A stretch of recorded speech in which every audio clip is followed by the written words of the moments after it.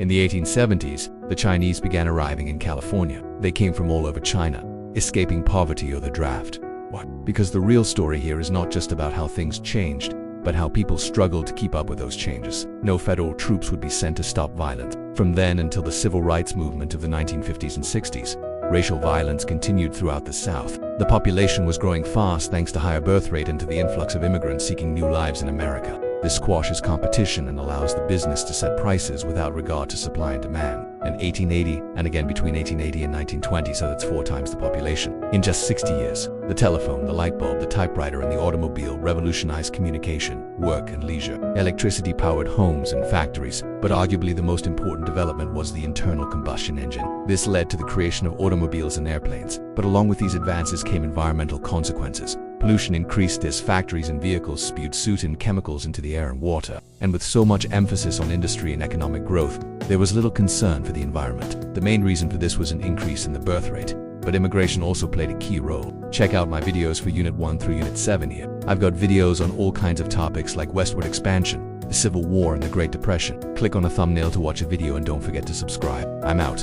In fact, between 1870 and 1910, 25 million immigrants entered the United States. So why were they coming here? Well, mainly to escape poverty and persecution. But once here, they found another kind of poverty and sometimes more persecution. Immigrants living in crowded cities were easy targets for exploitation. Also, many Americans viewed immigrants with suspicion, believing that immigrants were taking jobs away from native-born Americans. This caused anti-immigrant violence and discrimination. Not only that, but immigrants were often forced to live in neighborhoods apart from other Americans. Over time, this led to ethnic enclaves like Chinatown and Little Italy. Now, even though immigrants faced prejudice and discrimination, they also made important contributions to American society. Many immigrants were willing to work for almost any wage, and this helped fuel economic growth. What's more, immigrants brought new cultural traditions that enriched American life.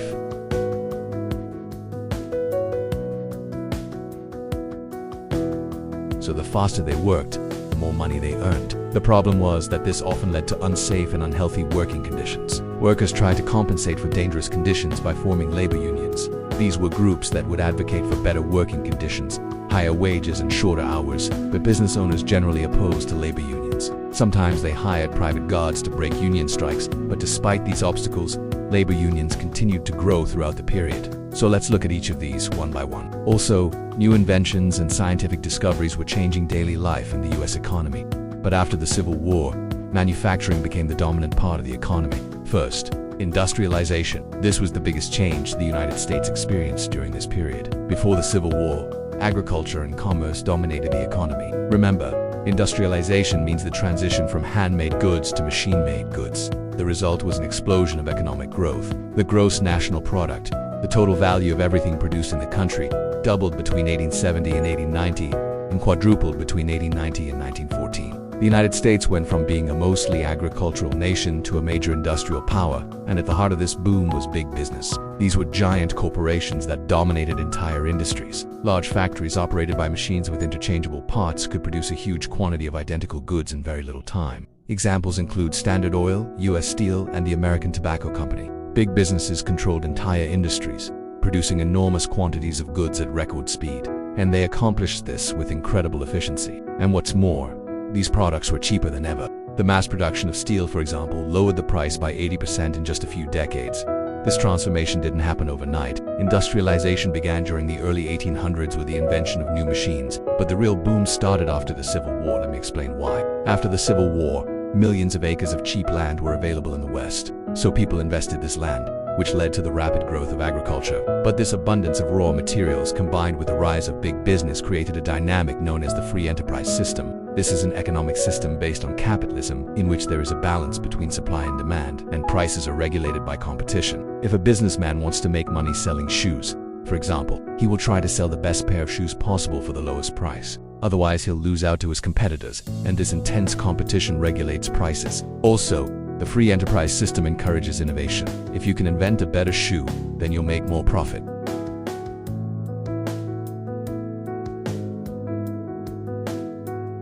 But the goal of achieving equality would have to wait for a later generation. We'll talk about that more in Unit 7. The federal government passed the Civil Rights Act of 1866 and the Reconstruction Acts of 1867 to help enforce these amendments. Violence against blacks increased. Literacy tests, poll taxes, and grandfather clauses prevented blacks from voting, and southern states passed segregation laws.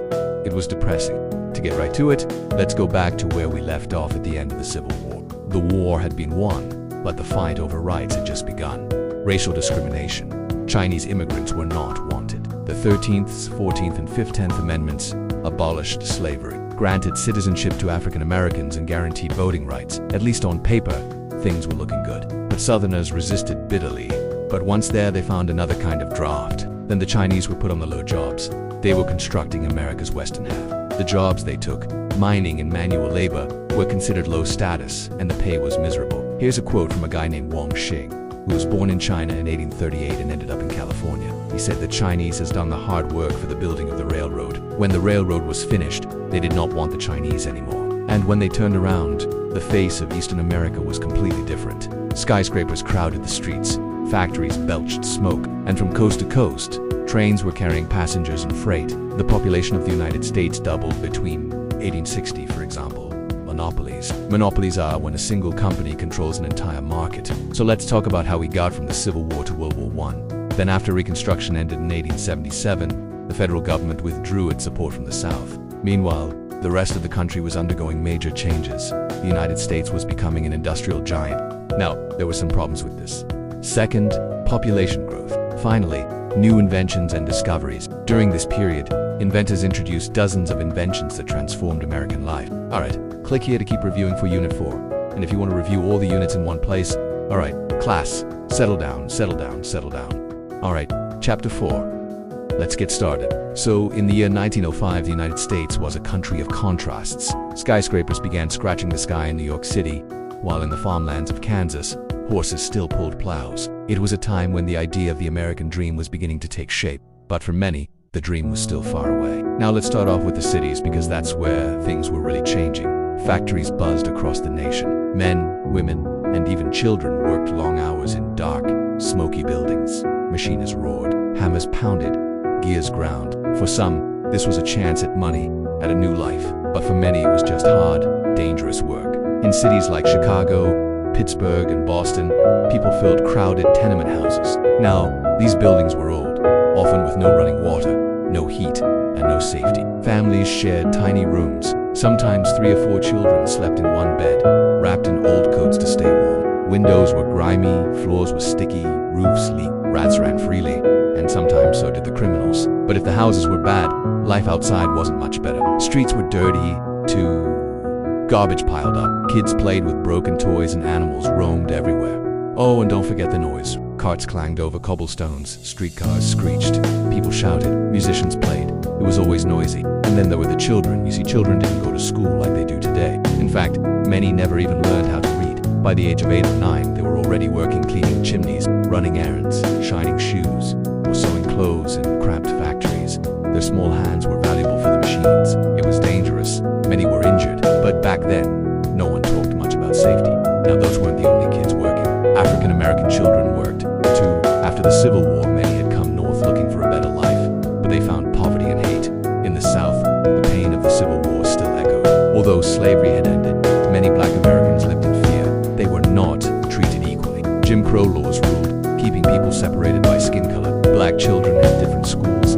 Black families had different restaurants, different water fountains, and fewer rights. Life was unfair, but they held on to faith, community, and hope. Meanwhile, in the western part of the country, life was different, but not easier. In places like Texas, Arizona, and California, the sun beat down and the dust swirled. Towns were smaller, but not easier. Dusty roads, wooden homes, and small schools stood against the wind. Farmers worked from dawn to dusk. There were no tractors, just hands, horses, and hard work. Drought could destroy a year's income. One bad season could mean starvation. But still, people stayed. They believed in the land. The Native American population, once the only people on this land, had been pushed into reservations. Their way of life had been destroyed, their languages silenced, their traditions ignored. Few cared about their stories in 1905. Most were struggling to survive under government, rules, and broken promises. Now, let me tell you this. It wasn't all bad. Change was coming, but slowly a few reformers began speaking up. For example, Jane Addams opened Hull House in Chicago. It was a place where immigrants could learn English, find help, and get support. Labor unions began forming to fight for better wages and fewer work hours.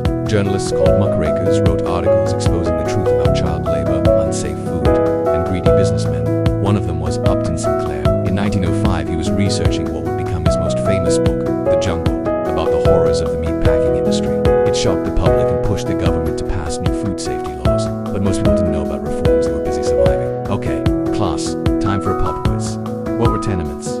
Well, good. A pause for dramatic effect.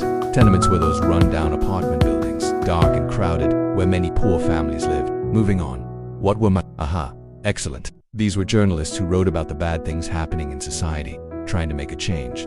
Keep up the good work. Now, let's head over to the countryside because things there were simpler, but not easier. Back then, farms were big businesses. Fields stretched as far as you could see. Farm families worked from sunrise to sunset. Planting, caring for, and harvesting crops was hard, dirty work. There were no fancy machines like today. Everything was done by hand. Animals were milked by hand. Fields were plowed by hand, and the crops were picked by hand. And let's not forget about the weather. Storms could ruin everything. Floods could wash away the soil. Droughts could turn the fields to dust. But farmers kept going. They had to. It was not just a job, it was their life. Now, let's talk about communication. Imagine living without a phone, without TV, without the internet. That's how people were in 1905.